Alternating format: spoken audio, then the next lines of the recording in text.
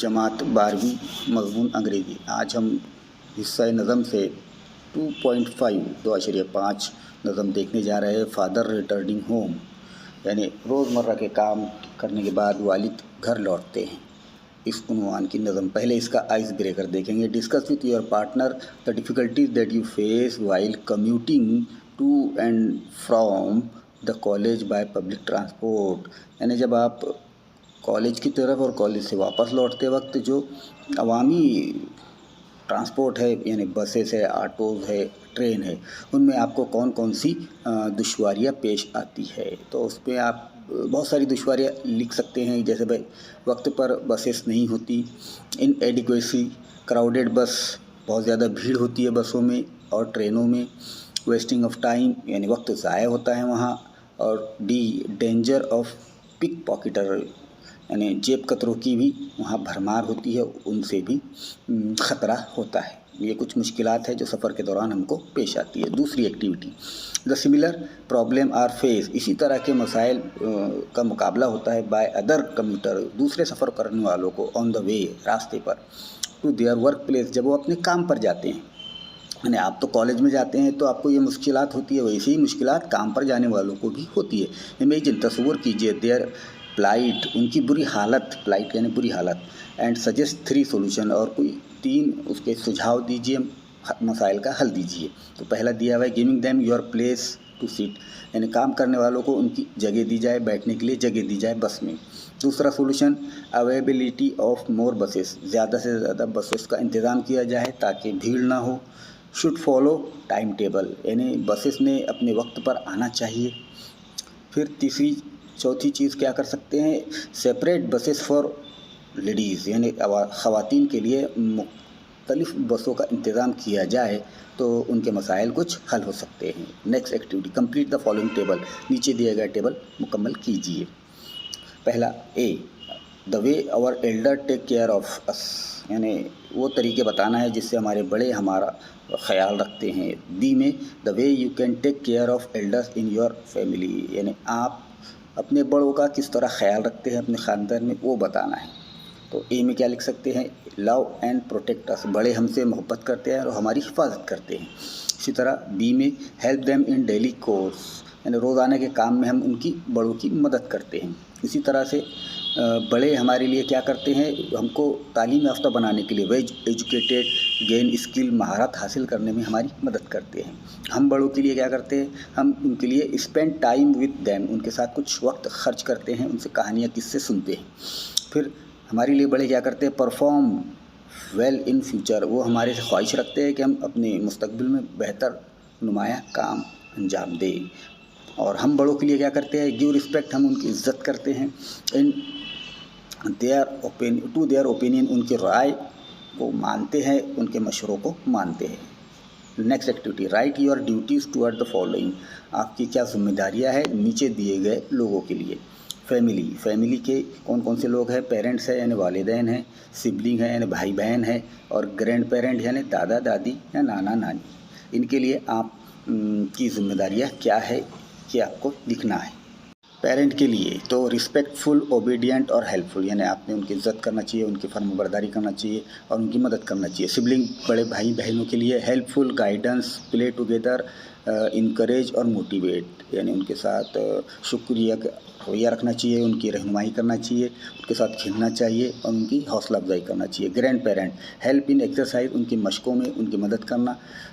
Coarse, give company, उनको साथ देना, और असिस्ट मेडिकली, और दवाइयों के लिए उनकी मदद करना। फिर स्कूल और कॉलेज में आपके साथ जो लोग हैं उनके लिए क्या जिम्मेदारी है, तो टीचर्स के लिए रिस्पेक्टफुल होना चाहिए, आपने ओबीडियंट होना चाहिए और अटेंटिव होना चाहिए। क्लासमेट, आपके जो हम जमात तलबा है उनके साथ आपका रवैया कैसा होना चाहिए, तो हेल्पफुल होना चाहिए, मददगार, ताउन करने वाला, बीइंग काइंड, रहमदिल होना चाहिए।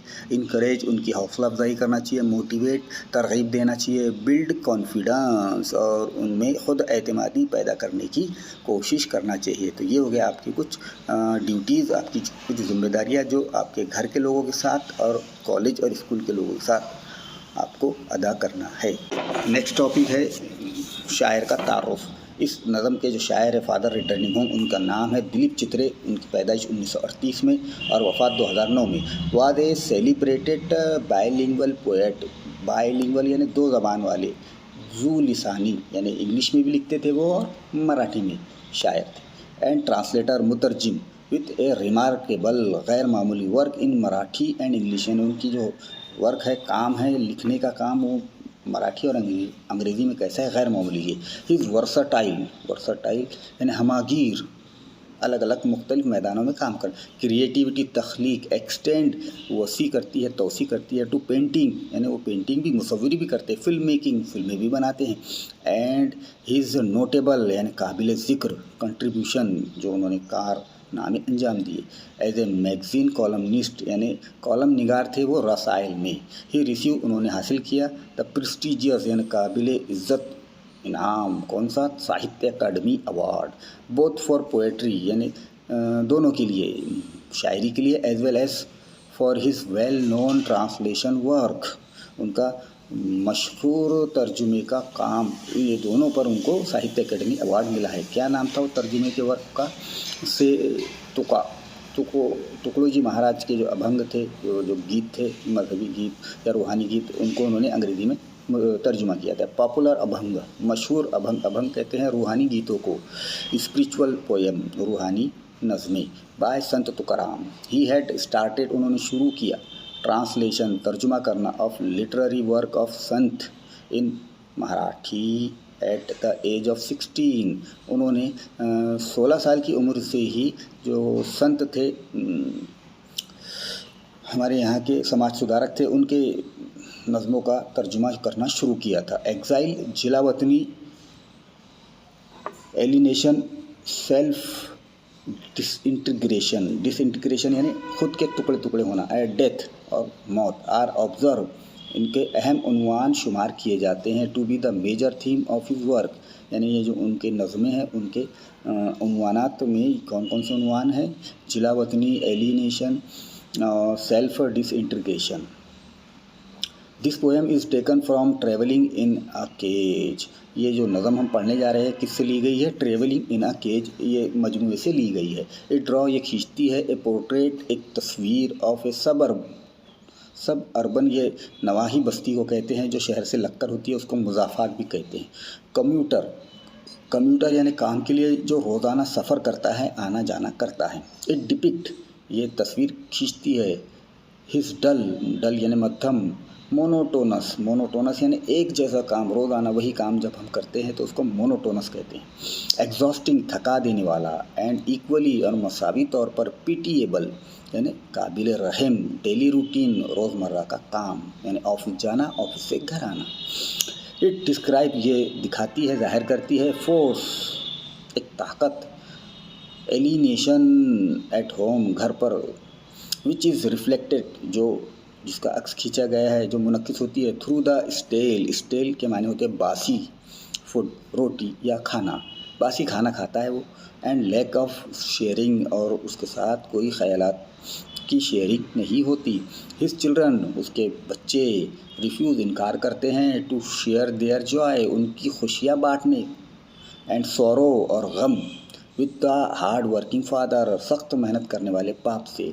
हु, जो कि एज ए रिज़ल्ट, इसका नतीजा ये होता है, is force to retire into solitude. Retire के माने होते हैं सुबकदोश होना, तन्हाई।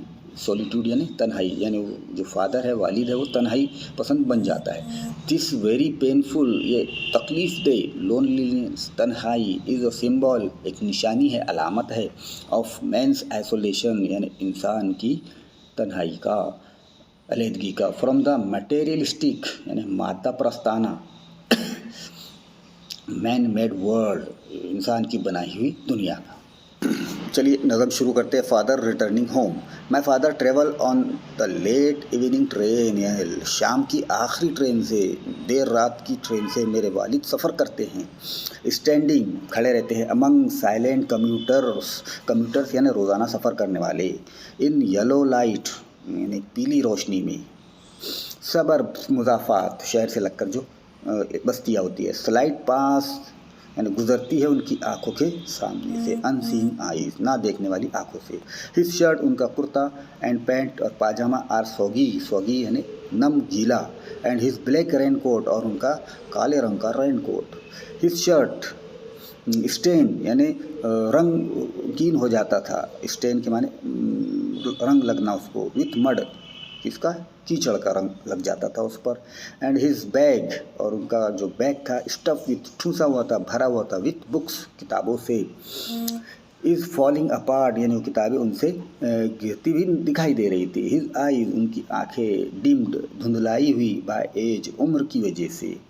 फेड पसमुर्दा, सूख जाना। होमवर्ड, आते आते घर आते आते वो क्या हो जाते थे, सूख जाते थे काम करते हुए। थ्रू द ह्यूमिड, ह्यूमिड ये मरतूब यानी नमी वाला जो मौसम होता है। मानसून नाइट, मानसून की रात। नाउ, अब, आई कैन सी हिम, मैं उनको देख सकता हूँ। गेटिंग ऑफ द ट्रेन, वो ट्रेन से उतरते हैं। लाइक ए वर्ड, जैसे कि एक लफ्ज़ हो। ड्रॉप, हमारी ज़बान से अदा होता हो, गिरता हो। फ्रॉम ए लॉन्ग सेंटेंस, एक लंबे जुमले से। ही हरीज, वो जल्दी करते हैं। अक्रॉस द लेंथ, तवील सफ़र के को पार करने की। ऑफ द ग्रे प्लेटफॉर्म, वो जो मटियाले रंग का प्लेटफॉर्म है, ट्रेन जहाँ आकर रुकती है उसको प्लेटफॉर्म कहते हैं। ग्रे यहाँ पे ज़ईफ़ुल उम्री या बुढ़ापे के लिए लफ्ज़ इस्तेमाल हुआ है। क्रॉस द रेलवे लाइन, वो पटरियों को पार करते हैं। इंटर द लेन, और गलियों में दाखिल होते हैं। हिज चप्पल आर स्टिकी, उनकी चप्पल चिपचिपी है यानी उस पर कीचड़ चिपक चुका है, विथ मड, कीचड़ से। बट, लेकिन ही हरीज ऑनवर्ड, लेकिन वो अपनी सफ़र आगे की तरफ जल्दी तय करते हैं। होम अगेन, दोबारा घर आते हैं। आई सी हिम, मैं उनको देख सकता हूँ। ड्रिंकिंग वीक टी, कमज़ोर चाय या पतली चाय पीते हुए। ईटिंग स्टेल चपाती, बासी रोटियां खाते हुए। रीडिंग ए बुक, किताब पढ़ते हुए। ही गोज़, वो जाते हैं। इनटू द टॉयलेट, बैतुल खला में। टू कंटेम्पलेट, कंटेम्पलेट के माने गहरी सोच में। मैंस, इंसान की। स्ट्रेंचमेंट, कशीदगी या रंजिश। From a man made world, यानी इंसान की बनाई हुई दुनिया से। कमिंग आउट, बाहर आते हैं। ही ट्रेम्बल, वो काँपते हैं। एट द सिंक, सिंक वो बर्तन को कहते हैं जहाँ हाथ वगैरह धोए जाते हैं।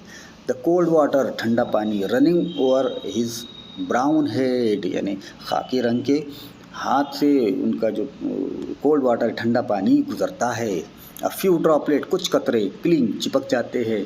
टू द ग्रेइंग हेयर, उनके कलाई के ग्रे, बोले तो मटियाले रंग के बालों पर। ऑन हिज रिस्ट, रिस्ट के माने कलाई। हिज सुलेन, सुलेन यानी वो क्या हो जाते हैं, बदमिजाज हो जाते हैं, चिड़चिड़े हो जाते हैं।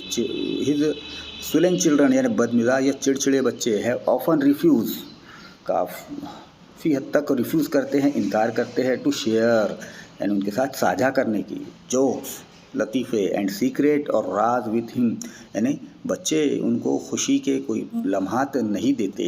ही will now go to sleep, अब वो जाते हैं अपने बिस्तर पर सोने के लिए। लिसनिंग टू द, सुनते हुए। स्टैटिक, जामिद, गैर मुतहरिक। ऑन द रेडियो, रेडियो पर। ड्रीमिंग, और ख्वाब देखते हैं। ऑफ हिज अनसेस्टर्स, किसके, उनके आबा व अजदाद के। अनसेस्टर यानी आबा व अजदाद। एंड ग्रैंड चिल्ड्रन, और पोता पाती के। थिंकिंग, सोचते हुए। ऑफ नोमैड्स, नोमैड कहते हैं खाना बदोशों को जिनका एक कोई ठिकाना नहीं होता। इंटरिंग ए सब कंटिनेंट, जो दाखिल होते हैं सब कंटिनेंट, बर आज़म में, बर अज़ीम में। थ्रू ए नैरो पास, एक तंग रास्ते से। इस तरह की ये नज़म थी जिसमें दिलीप चित्रे ने एक वालिद की कैफियत को बयान किया है। चलिए इसकी ब्रेन स्टॉर्मिंग एक्टिविटी देखते हैं। पहला सवाल है इसमें, discuss with your friend difficulties face by father in poem, यानी कौन सी मुश्किलात वालिद को दो चार होना पड़ता है। तो पहली है uncomfortable train journey, rough weather, lack of concern from family, indifferent attitude, feeling of isolation, not getting fresh and nutritious food, have to earn to support family in spite of advancing age, alienation, loneliness and neglect. ये तमाम मुश्किलात है जो वालिद को जिनका सामना करना पड़ता है। Second, discuss the character sketch of the father, यानी वालिद की किरदार निगारी करना है हमको with the help of given point, नीचे दिए गए नुकात की बिना पर। हिज पैथेटिक कंडीशन, उनकी काबिल रहम हालत। द ट्रीटमेंट ही रिसीव, जो सलूक उनको घर पर मिलता है। हिज सॉलिट्यूड, उनकी तन्हाई। The way he tries to overcome it, और वो किस तरह इसको पार करते हैं। तो ए है soggy cloth, muddy shoes and raincoat, long working hours, uncomfortable journey, eager to reach home, ये बातें। बी में children are sullen, weak, tea and stale food, और क्या मिलता है उनको, lack of warmth and concern, feel isolated and alienated. C है read, contemplate, listen to radio in spite of static, dreaming of his grandfather, past and grandchildren, future, past happy memories and hopeful future. ये हो गया उनका portrait. A2 activity है given below are the ideas conveyed through the poem, यानी ये जो नीचे दिए गए नुकात है इससे हमको नज़म के कुछ आइडिया ख़यालात हमको समझाए गए हैं। मैच द पेयर, इनकी जोड़ियाँ लगाना है। एंड ड्रा आउट, और खींचना है द हिडन मीनिंग, उनसे पोशीदा माने। फ्रॉम दोज एक्सप्रेशन, इन जुमलों से पोशीदा माने हमको अखज़ करना है। पहला, चिल्ड्रन अवॉइड एक्सप्रेसिंग देमसेल्व्स, इसकी जोड़ी लगेंगी दूसरे से। हॉस्टिलिटी ऑफ चिल्ड्रन, दूसरा है father was deprived of refreshing hot beverage और नरिशिंग डाइट, इसकी जोड़ी लगेंगी फिफ्थ से। His basic daily requirement were also not catered. C है father hurries the home crossing railway, पहले से जोड़ी लगेंगी। Father is so eager to meet family member that he doesn't even bother about his safety. D, father was destined to listen only to be cracking sound on media, 6 से लगेंगी इसकी जोड़ी। Father is not less than any tribal wonder, a modern nomad. E, his sordid present is devoid of any hope, third से। Indulge into his past and future. F, father endless commuting distance from him from his children, ninth से। The father couldn't even fulfill the least expectation of entering himself। G है suburban area visible through the train in past unnoticed, 8 से लगेंगी इसकी जोड़ी। Because there is hardly anything enchanting, interesting in the monotonous routine journey to look out of the window। H है he is just a small word dropping from a sentence, 7th से लगेंगी इसकी जोड़ी। he has least value in the society where his presence or absence might hardly make any difference। और last one pair है he doesn't gate a place in a crowded train, 4th से लगेंगी जोड़ी। अनकम्फर्टेबली journey. इस तरह से ये नज़म की कुछ ब्रेन स्टॉर्मिंग एक्टिविटी हो चुकी है। इसकी PDF हम इंशाअल्लाह व्हाट्सएप ग्रुप पर शेयर करेंगे, इसको अपनी नोटबुक में लिख लीजिए। ओके।